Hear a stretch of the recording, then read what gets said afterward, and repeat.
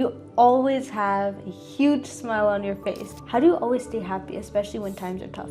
Because I love what I'm doing now. It makes me feel alive, and when I paint, that's how I feel happy. I want to be positive, and I don't think that you should be negative about life. For someone to have your painting in their house is such an honor. I wanted to tell a message behind my painting. I stopped waiting for the right moment, and I just start painting. I chose action over perfection. Painting helped me breathe when life was a bit too heavy, and it gave me space to feel and to let go and come back to myself. So, who inspires you? Who inspires me is... Welcome to the Young Leaders Podcast. I'm your host, Malina, and I'm 15 years old. Today's guest is someone super special. She is an incredible artist who paints beautiful masterpieces with incredible stories behind each work. She is someone who I look up to and can trust as my best friend. Today, I'm really excited because I'll be having my aunt, whom I call Masi, on the podcast. I'm super excited to invite Amrita Walia. Amrita Masi, welcome to the Young Leaders Podcast. Hi Malina, thank you for having me. I'm super excited to talk with you. How are you doing? I'm fine. I'm so proud of you. You're doing this for a year now almost, and you're having your own podcast, and I'm very, very excited to be here, and I'm honored to be here. So thank you for having me. No, and I'm fine. Yeah. No, thank you. I'm so happy to actually finally talk with you about your journey and share it with my viewers. No, and to also show off my amazing aunt. Yeah, thank who is you're very talented and everything, and I'm so excited to get into today's journey. Thank you. Okay. I'm excited too. So we're going to start off with a mystery question. Okay. That was left by one of our guests. Are you ready for that? Yes. Okay, the question is, what is one thing that you did that helped you become successful? I stopped waiting for the right moment, and I just start painting. I didn't had it all figured out, and I just knew I had to create, picking up my brush, and after everything I've been through was my turning point. So I think when I create, I didn't overthink, and I just create, and I chose action over perfection. So I think that was my success. It's important because people tend to wait for the perfect time. Mm-hmm. They tend to wait for what is the right moment. Yeah. How to get it done. They do all this planning. Mm-hmm. But that planning gets you nowhere if you don't do anything with it, which is very important for you to do. It is. It is. You don't have to overthink, and just do it and do what you love to do.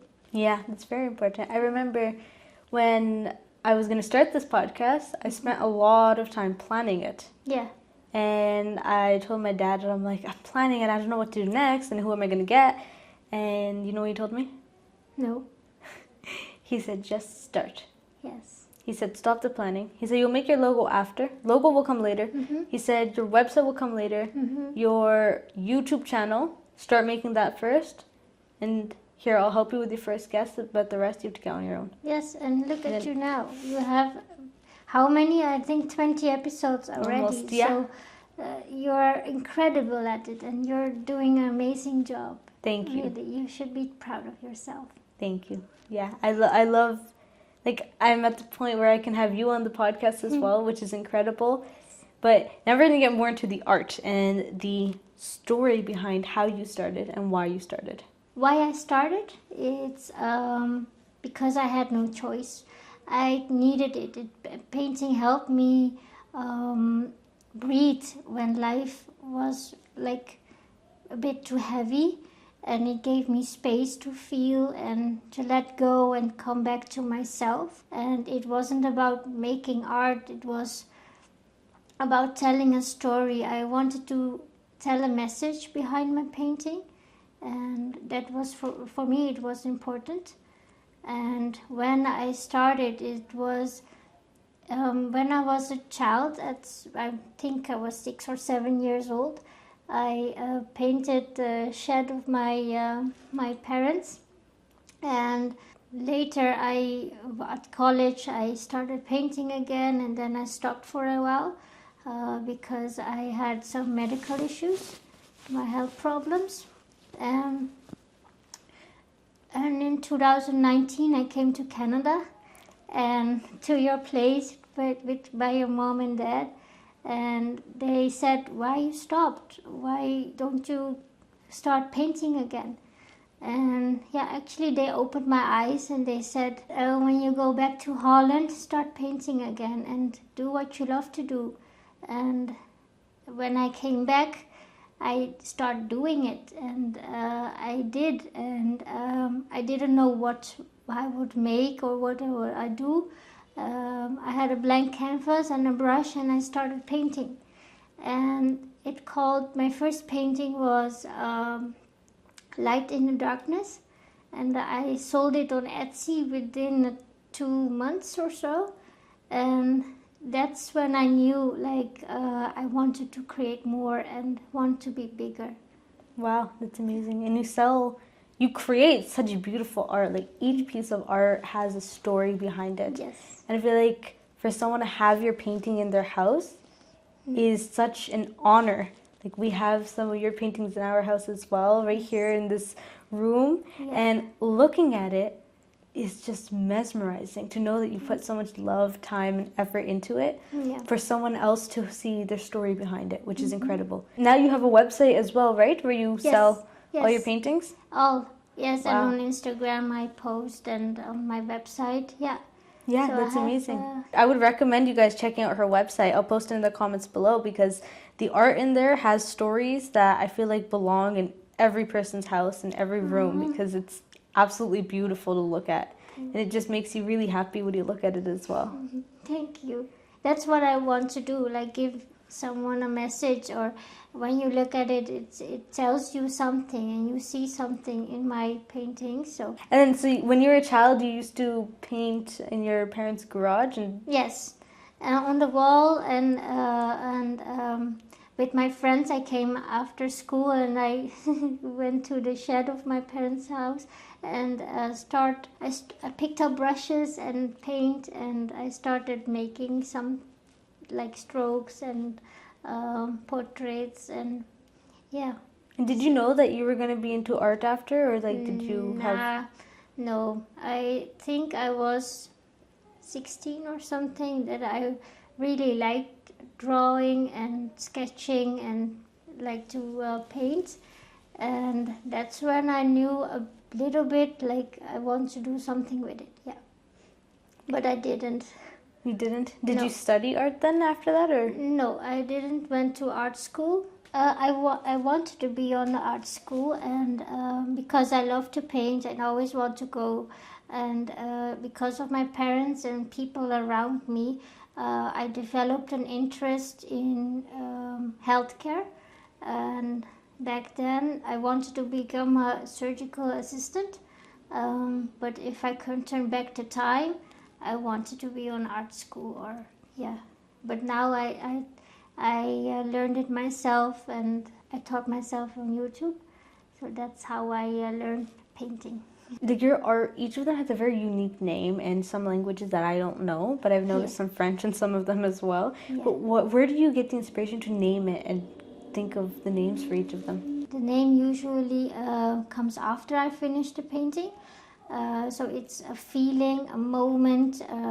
The artwork tells me what it wants to be called, and sometimes it's emotional, and sometimes it's like spiritual, and I don't plan it, but I just trust what it comes. And the languages is like French and Spanish and Latin and Greek I like the most, so I translated from Dutch to those languages, and so I come up with the namings of the paintings.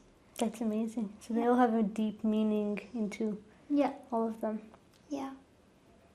And one thing I will say is every time I see you, you always have a huge smile on your face, no matter what. Whether you're sitting down or just doing whatever you're doing, always have a smile on your face. You're always happy. You have such positive energy around you. How do you always stay happy, especially when times are tough? Because I love what I'm doing now, and it makes me feel alive, and when I paint, so that's how I feel happy. And I'm always happy. People around me, they say, you're always having a smile on your face. It's because I don't think negative. I'm always positive and doing what I love to do. And I think that's the key of being happy. Yeah. I agree. Yeah. When people don't do what they like doing, you notice that they're not always smiling or happy. No. Like, even when I go outside, a lot of people, when they're on the phones or whatever they're doing in their daily life, you don't see that smile on their face. They just look miserable. Yeah. But sometimes you cannot smile every time. Sometimes I feel sad. I still smile because I want to be positive, and I don't think that you should be negative about life. And if you smile, it gives you energy, and for the people around you also. So yeah, I always smile. yeah, and you have a really beautiful smile. Thank you. You too. Thank you. Yeah, I feel like smiling is something that's very important for people to do these days. Yes. And it's important for us to smile all the time because it makes us even more positive than from before. And I know sometimes not every day goes as planned. Some days you might get sad. It's like things happen, right? Yes. And it's okay for those days. You don't have to smile sometimes. Sometimes you want to be down. Sometimes you have to be down. Yes. It depends on the situation, obviously. But either way, it's as long as you accept what happens in life and move on, you'll stay happy. And it makes things so much easier. So who inspires you? Who inspires me is your mom and dad. And your dad mostly, I think, because he had tough times, and through his tough times he turned into lessons, and that's what I learned from him. And he's very strong, like your mom also is. So because of them, I am who I am today also, and they inspired me a lot. That's to amazing. This day. That's amazing. Papa went through a lot, especially at Microsoft, and there's a lot of people who didn't help him the way that he wished that they did, and it's an ongoing issue that a lot of people are still going through now as well. And for him to go through that, he smiled through it, like we talked about, and he's been very happy through it, and he dealt with it in his own way, and he was able to use it as lessons to help other people now get out of that. And I've seen the impact he's had on people's lives, where he's changed people's lives now. And my life too. And your life as well? Yes. He's always true to himself, and his mindset motivates me to keep going, and no matter what. Yeah, I agree. He is very strong. I don't think I've ever known when Papa's had a bad day. No. He's been able to make sure that we never get sad. Yeah. Like, in the life that I've had, I don't think I've ever seen him sad or down or anything negative. And he won't show it either, because he wants us to see that, hey, everything's okay. I mean, he's honest with us. If he's having a bad day, he'll let us know. Yes. But he doesn't allow that to affect our mood. Yeah. And he'll always smile through it, which is absolutely amazing. Yeah, and that's why I said your father, he turns tough times into lessons, and even to this day, everything what he is doing or what he wants to do, every day is not just a day, it's a lesson, and he teaches every day, like there is a lesson. Yeah. So yeah. And you saw that after you came here as well. Yes. So this week is every day was a lesson. Every day. One of the biggest lessons that I've had out of Papa is, it's not more of a lesson. It's not a lesson. It's more of a quote. He says is, just be 1% better than yesterday. Just 1% better than yesterday, because that's all you need. By the end of the year, if you start in January, you're like 365% better than you were before. Yes. And that's kind of what I live by every day. Yeah. That and my faith in that Waiguru will give me the right path. Yeah. And I always get emotional when I talk about this. I don't know why. Oh. Oh no, it's okay. You are strong, and like your dad and your mom, and I think I'm just really I think I'm just really happy that I get to be with you, have you on here. Don't cry. You make me cry. Papa made me cry last time in 30 seconds when we did our recording. Oh. And now Yes, I saw. And now I'm gonna make you cry in this recording. No, don't. Yeah, no. Now we have to be strong. But yeah, Mama and Papa, they always look for the best in everyone, past their flaws, and they just want everyone to grow, no matter what they've done in life, no matter what. They just want everyone to grow. And then when it comes to when you're painting, how exactly does it make you feel? When I paint, I feel alive. It gives me rest. I feel peace. I turn on the music and I start painting, and I love when I see a blank canvas and I pick my brush. I feel so much calmness that it makes me feel good. That's amazing. I can relate with the music part. Yeah. When it comes to art, I'll be honest, I'm not patient with art. I can't just sit down and color a page or draw or paint anything. I find it very hard for me to sit down for that. But when it comes to music, I can spend all day trying to learn like the guitar, the recorder, or piano. That I can do all day. And I feel like when people find that one thing that they love, like whether it's their passion or even if it's just a hobby, you just feel like so much more alive. It's like, I can't live without this. Yes, true. And you're also self-taught. You learned from YouTube playing piano and playing guitar, and super cool that you do that. Thank you. I feel like, especially in this era and this generation, like everything is on YouTube. Like whatever you want to learn is on YouTube. You can learn to art like you did.